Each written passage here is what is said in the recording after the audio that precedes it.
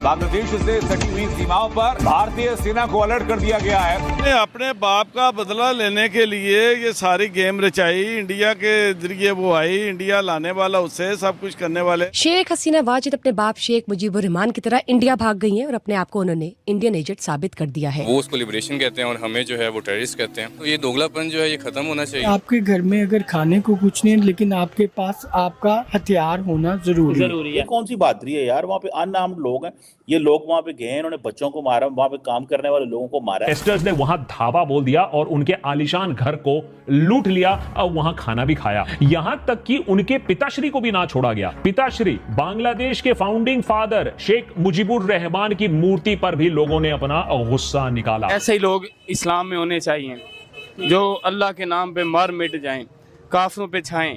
ऐसे ही मुसलमान का यही ला इलाहा इल्लल्लाह पे यकीन होना चाहिए। हमें फख्र है इस पर और जुल्म अब भी जारी है। इंडिया के जो प्राइम मिनिस्टर है मोदी साहब, हमारे लिए कुछ कीजिए सर, काइंडली सर, काइंडली। मेरे वालिद साहब ने मुझे मस्जिद में कुरान पढ़ने से मना कर। बांग्लादेश के अंदर शेख हसीना की हुकूमत का तख्ता पलट गया। वो कहते हैं ना, हालात बदल गए, जज्बात बदल गए और शेख हसीना को इमरजेंसी में इंडिया जाना पड़ा, वरना उसकी जान भी जा सकती थी।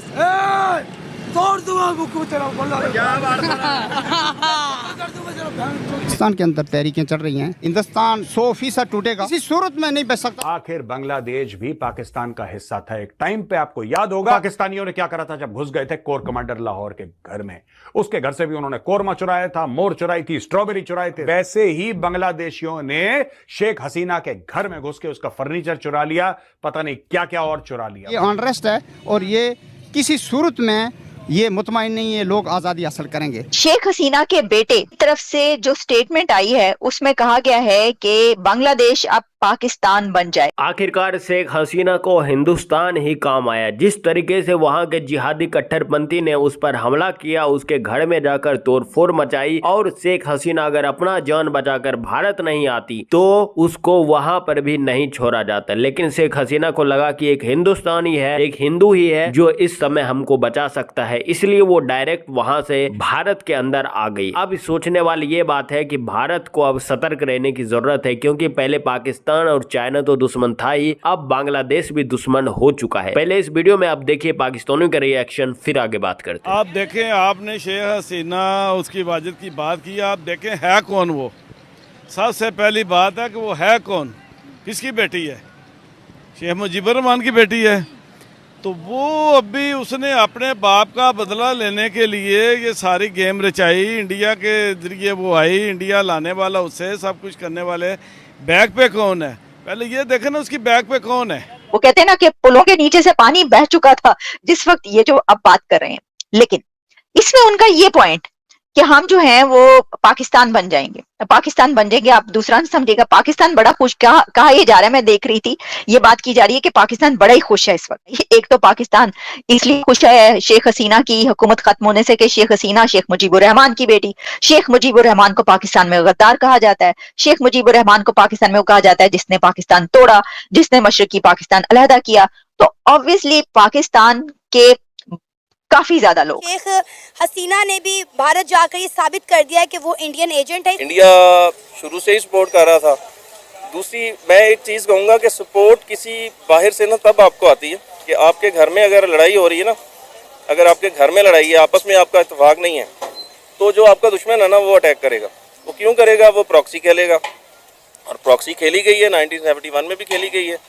उसकी वजह क्या थी कि उनके राइट्स नहीं दिए जा रहे थे, तो जब आपस में लड़ाई हुई है तो वो आ गए दरमियान में। इंडिया तो ये कर रहा है। शेख हसीना ने कभी सोचा होगा कि उसको अपनी 20 साला हुकूमत छोड़ के भागना पड़ेगा इंडिया के अंदर? इंडिया मीडिया इस खबर को बहुत अच्छे से जो है नशर कर रहा है।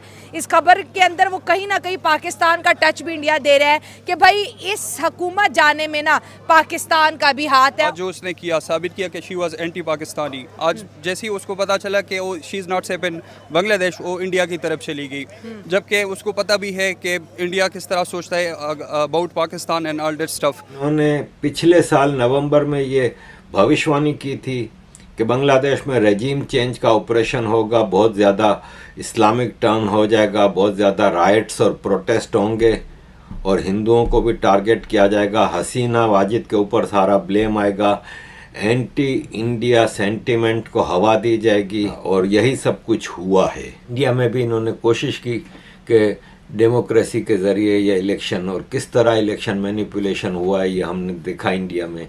लेकिन बहरहाल मैं सलाम यहाँ पे पेश करता हूँ भारत की सेना को कि कम से कम भारत की सेना इन फौजों जैसी नहीं है, वरना ये इंटरनेशनल इकोसिस्टम भारत की फौज के जरिए भारत में तरक्की को रुकवा देते हैं। अब बांग्लादेश की तरक्की रुक जाएगी। भूलना नहीं है, ये वही बंगबंधु है जिसने ईस्ट पाकिस्तान को बांग्लादेश बनाया था, और एक जमाने में दोस्तों पाकिस्तानी फौज ने इसके परिवार की हत्या की साजिश करी थी, और भारतीय सेना थी जो इनके पूरे परिवार को सेफली वहां से निकाल के इंडिया लेकर आई। हमारे यहाँ तो मैं समझता हूँ कि मसाइल ज्यादा गंभीर हैं। हमारे यहाँ तो जो दहशतगर्दी ने पिछले कुछ महीनों से सर उठा रखा है, जिस तरीके से हमारे टीटीपी एक्टिव है यहाँ पे, अफगानिस्तान के साथ जिस तरह हमारे ताल्लुकात की नोयत है, फिर भारत के साथ जो हमारी एक हॉस्टिलिटी चल रही है, तो हमें तो ज़्यादा केयरफुल होना चाहिए मैं समझता हूँ। और मैं उम्मीद करता हूँ कि जो हमारे कर्ता धर्ता हैं, जो लोग इक़्तिदार में हैं, वो इस बात को समझेंगे और कोई मज़ीद पाकिस्तान को उस तरफ नहीं धकेलेंगे जहाँ हमें ये खुदा न खाकिम मदहन, जहाँ हमें ऐसी सूरत हाल का सामना करना पड़े जहाँ से चीज़ें इरिट्रेबल हो जाती हैं। ये घटना होने के बाद पूरा चांस बन चुका है कि एक दूसरा पाकिस्तान तैयार हो चुका है। हालांकि बांग्लादेश भी पाकिस्तान से कम नहीं था, लेकिन कुछ मामलों में बांग्लादेश थोड़ा सा पाकिस्तान से कट्टरता के मामले में कम था। लेकिन जिस तरीके से ये घटना हुई है, ये इतिहास के पन्नों में दर्ज हो जाएगा। और शेख हसीना का बेटा खुद बोला है कि बांग्लादेश अब दूसरा पाकिस्तान बनने को तैयार है, क्योंकि आपको पता है कि शेख हसीना एक ऐसी प्रधानमंत्री थी बांग्लादेश की जो भारत से ज़्यादा कनेक्ट थी और मोदी से उसको ज़्यादा सपोर्ट मिलता था, और भारत का भी काफ़ी पैसा शेख हसीना पे यानी कि बांग्लादेश में इन्वेस्ट था, जो कि भारत को भी काफ़ी खामियाजा भुगतना पड़ा है। क्योंकि अब शेख हसीना बांग्लादेश तो लौट के जाने वाली नहीं है। अगर वो बांग्लादेश गलती से लौट के जाती है तो ये जिहादी कट्टरपंथी उसे छोड़ेंगे नहीं। और दूसरी तरफ भारत के ऊपर काफ़ी खतरा भी बढ़ चुका है, क्योंकि चाइना और पाकिस्तान अब बांग्लादेश के जरिए भी भारत के अंदर घुसपैठी कर सकते हैं। इवन अब तो बांग्लादेश भी पाकिस्तान के नक्शे कदम पर चलने लग गया है और दोनों की मानसिकता भी सेम हो गई। आखिरकार बांग्लादेश भी तो पाकिस्तान का ही हिस्सा है, और पाकिस्तान और बांग्लादेश भारत से ही निकला हुआ है, तो दुश्मनी तो उसकी भारत से पहले से थी, लेकिन शेख हसीना के वजह से वो दबा हुआ था। लेकिन जो इस्लामिक जिहादी कट्टरपंथी के लोग थे वो अब आग बबूला हो चुके हैं, जो कि भारत की तरफ कूच करने वाले हैं। आप इस पर क्या बोलना चाहते हैं नीचे कमेंट ज़रूर कीजिएगा। चलिए मिलते हैं आपसे अगली वीडियो में।